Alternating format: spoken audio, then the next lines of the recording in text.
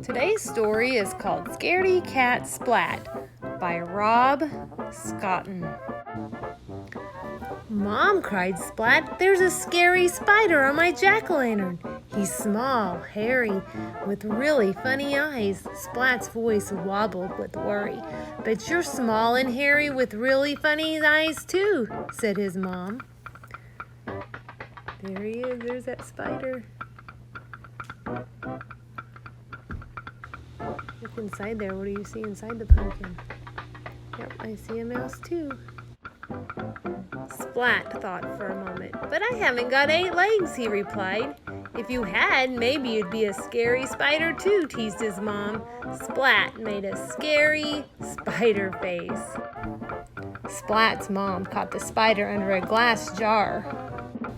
Splat looked closely at the spider. It didn't look so scary now. It was trapped. Oh, look at that spider. Do you think he looks happy? I think he looks kind of sad. Look at Splat. He's looking at him pretty close now, huh? "Can I take a spider to school for Halloween?" asked Splat. "We've all made jack-o'-lanterns and everyone is dressing up in a costume. And Mrs. Wimpy Dimple is going to tell a ghost story and there's a prize for the scariest cat. And I want to be the scariest cat. So please, can I take the spider to school? Please," he added, without taking a breath. "Okay," said his mom. He's super excited. He wants to win.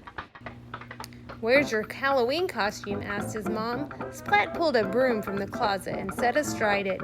"Ah, look at me, I'm a scary witch's cat," cried Splat, racing around the kitchen. "You certainly are scary," said his mom. Then disaster struck. Splat tripped over his tail, and with a crack, the broom handle snapped in two. His scary witch's cat costume was ruined. "Now I've got nothing to wear," Splat groaned. Even Seymour couldn't console him. He looked so sad. He broke it, didn't he? Right in half. Splat's mom had an idea. She stuffed some old socks with scrunched up newspaper and tied them to Splat with string.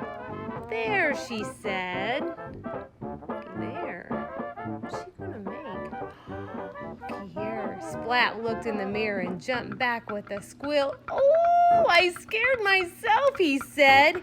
He looked again, and this time he smiled. "Look at me," he cried, waving his sock legs. "I'm a big, scary sock spider." He looks happy now. Look at him with all those legs. Splat placed his jack-o'-lantern and the spider on his wagon and set off to school. Here he goes. On the way, he met Spike, dressed as a mummy, and Plank, dressed as a skeleton. "They're pretty scary," said Splat. Seymour nodded and trembled a little bit.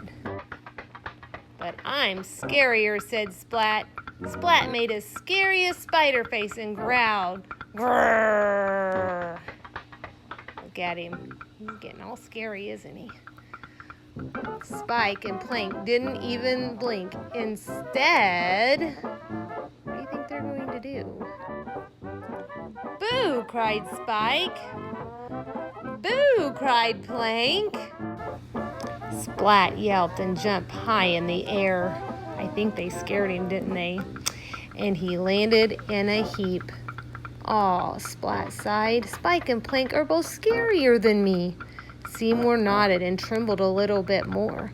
"I'll never win the prize for the scariest cat," said Splat. The sock spider, the skeleton, and the mummy continued on their way to school. Okay, there, that sign says cat school. They all look pretty happy. Got their pumpkins with them. In class, everyone showed their jack-o'-lanterns. Oh, remember we made jack-o'-lanterns in pre-K, and guess what? Remember we talked about they're called jack-o'-lanterns when we put a face on them, right? Let's see, Splat jack-o'-lantern made everyone laugh.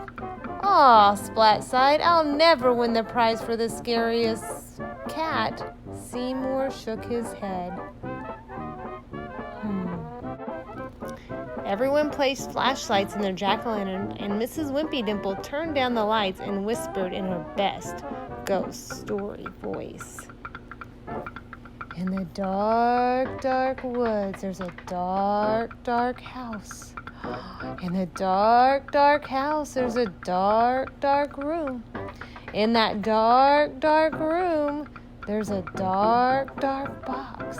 And in the dark, dark box, there's a ghost! Mrs. Wimpy Dimple cried.